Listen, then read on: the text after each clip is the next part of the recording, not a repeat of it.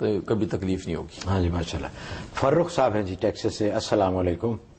جی السلام علیکم ایوان صاحب. وعلیکم السلام. دونوں کو بہت بہت رمضان مبارک. آپ کو بھی. اور میرا یہ کوشچن تھا جی کہ اسلام میں داڑھی کی کیا اہمیت ہے اور اس کی لینس کے بارے میں بتا دیں. دوسرا یہ کہ رمضان کے حساب سے کہ جب آپ سحری کر کے سو جاتے ہیں 1-2 گھنٹے کے لیے آرام کرتے ہیں اس کے بعد اٹھتے ہیں اس کے بعد ٹوتھ برش کرنا صحیح ہے, ٹوتھ پیسٹ کرنا صحیح ہے یا اس کو نہیں کرنا چاہیے روزے کے ساتھ؟ اچھا جی بہت اچھا سوال ہے. جہاں تک پہلے سوال کا تعلق ہے تو داڑھی رکھنا واجب ہے.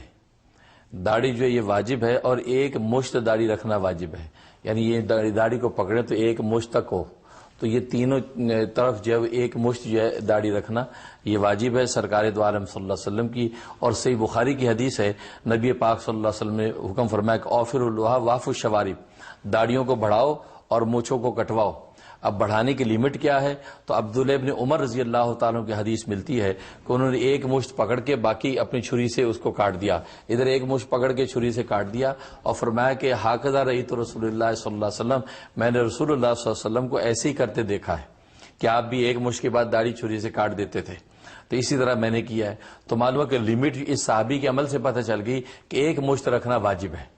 اور لیکن یہ کہ داڑھی اس سے کم داڑھی کتروانا یا مڈوانا یہ بالکل حرام ہے اور گناہ کبیرہ کے زمرے میں ہے. اس لیے کہ واجب کا ترک جو ہے وہ گناہ کبیرہ ہوتا ہے. اس لیے اس کے بارے میں بڑے سنگین احکام ہیں. لوگ اس کو کہتے ہیں جو سنت ہے, سنت اس لیے کہا جاتا ہے کہ یہ واجب سنت سے ثابت ہے. چنانچہ قرآن کریم میں بھی آپ دیکھیں کہ تمام انبیاء اکرام جو وہ داڑھی والے تھے.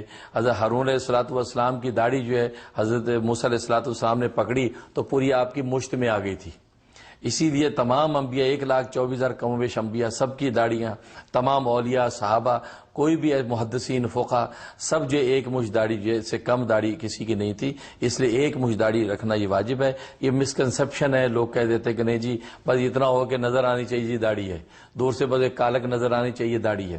ایسا نہیں ہے, داڑھی کی بھی توہین ہے. تو داڑھی ہاں ایک آدمی نہیں رکھ پاتا ہے تو اپنی کمزوری کا اظہار کرے, یار اللہ ماحول دے موقع دے رکھیں گے, لیکن اس پر جو آرگومنٹ کرنا بحث کرنا کہ نہیں جی داڑھی چھوٹی بڑی, تو یہ نہیں. داڑھی ایک مشت واجب ہے اور یہ قرآن سنت سے ثابت ہے. اس سے کم رکھنا جو ہے وہ گناہ ہے, اس سے اجتناب کرنا چاہیے.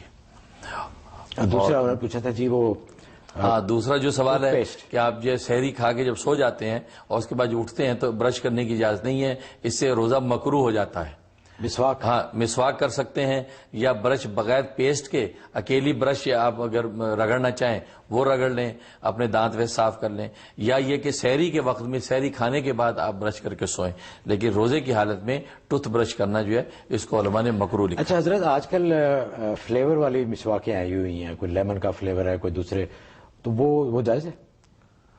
فلیور کیا مطلب اس میں؟ لیمن کا فلیور ہے, آپ مسواک کرتے ہیں نا تو وہ لیمو کا مزہ آتا ہے یا اسٹرابیری کا, اس میں کچھ انہوں نے ڈالا ہوتا ہے. تو حالانکہ اس کے اوپر پیسٹ وغیرہ تو کوئی نہیں ہوتی لیکن وہ فلیور ہوتا ہے ضرور. لیکن نہیں, اس سے اجتناب کرنا چاہیے. مسواک میں بھی سادی ہونی چاہیے. اچھا ہاں, اس سے جیسے سندل کی مسواک ہے یا زیتون کی ہے سادی ہونی چاہیے, کیونکہ اگر فلیور لگا لیے تو وہ پیسٹ والی بات ہو گئی. جیسے پیسٹ ہم کرتے ہیں تو اس کا ذائقہ اور خوشبو جاتی ہے تو ذائقے. اچھا حضرت ہم نے تو آج ڈرا دیا داڑھی کے بارے میں. ہم تو بڑا سمجھتے تھے کہ جی ہم نے داڑھی رکھی ہوئی ہے, کیونکہ کئی دفعہ خیال آتا تھا کہ داڑھی شیو کر لیں, لیکن پھر اس لیے شیو نہیں کی کہ یہ سنت ہے. جی جی. اور اب آپ کہہ رہے ہیں کہ یہ بھی وہی اس کے برابر ہے جیسے منڈوا دی. ہاں, اس لیے کہ قرآن میں ادخلوا فی السلم کافہ, اسلام میں پورے داخل ہو جاؤ. اسلام میں تو قرآن میں تو کہیں نہیں لکھا ہو کہ داڑھی اتنی لمبی ہونی چاہیے, کیا یہ بھی نہیں لکھا کہ اتنی ہونی چاہیے. لیکن حضرت اس زمانے میں آپ دیکھیں اس زمانے میں عیسائیوں میری عرض سن لیں سب کی داڑیاں ہوتی تھیں. صحیح. آج کل بھی یہاں بروکلن میں چلے جائیں, بارو پارک کے علاقہ ہے جہاں پہ ہیسیڈک جوز رہتے ہیں, وہ سب نے اتنی بڑی بڑی کالی داڑیاں رکھی ہوئی ہیں. وہ ایک زمانے کا اس کا رواج تھا کہ وہاں پہ سب لوگ داڑھی رکھتے تھے. اب یہ میری ناقص رائے ہے, آئی کڈ بی رانگ, کہ صرف اس وجہ سے کہ آپ نے چہرے پہ اپنے بال نہیں بڑھائے تو آپ جہنم میں چلے جائیں گے. یہ تھوڑا سا اصل میں بات یہ کہ داڑھی جو ہے نا, اس کا اگر مذہب سے بھی ہٹا لیں تو یہ مرد ہونے کی علامت ہے. مرد ہونے کا یہی وجہ کہ عورت مجھے بھی رکھ لے تو یہی وجہ کہ عورت کی داڑھی نہیں نکلتی, مرد کی نکلتی ہے. اور حالانکہ جس میں باقی بالوں میں مرد اور دونوں برابر ہیں، لیکن داڑھی مونچھ کے بالوں میں عورتوں کو نہیں، مردوں کو ہے. اس لیے فرشتوں کی ایک جماعت متعین ہے کہ جو طواف کرتی رہتی ہے عرش الہی پر، اور وہ یہ تسبیح پڑھتی ہے سبحان من زین الرجال باللحا وزین النساء بالزوائب. پاک ہے وہ ذات کہ جس نے مردوں کو داڑھیوں سے زینت بخشی اور جس نے عورتوں کو لمبی زلفوں سے زینت بخشی. تو مستقل فرشتے اس بات کی تسبیح کرتے ہیں. لہذا داڑھی یہ مرد ہونے کی علامت ہے، تو اس لیے اس مردانہ علامتوں کو کاٹنا اور اس کے ساتھ مشابہت کرنا. اور پھر نبی پاک صلی اللہ علیہ وسلم نے اس پر بڑی وعید فرمائی کہ جب وہ ایران کے 2 قاصد آئے جو داڑھی منڈے تھے، بڑی بڑی مونچھیں رکھی ہوئی، داڑھیاں نہیں تھیں، آپ نے چہرہ پھیر لیا تھا. وہ اس طرح ادھر چہرہ پھیر لیا، تو آپ نے فرمایا کہ کس نے تمہیں کہا تھا ایسا چہرہ بنانے کو؟ انہوں نے کہا ہمارے رب نے ہمیں حکم دیا، ہمارے رب نے ہمیں، کیونکہ وہ اپنے بادشاہ کو رب کہتے تھے. تو نبی پاک نے فرمایا کہ لیکن میرا رب مجھے حکم یہ دیتا ہے کہ میں داڑھی کو بڑھاؤں اور مونچھوں کو کٹواؤں.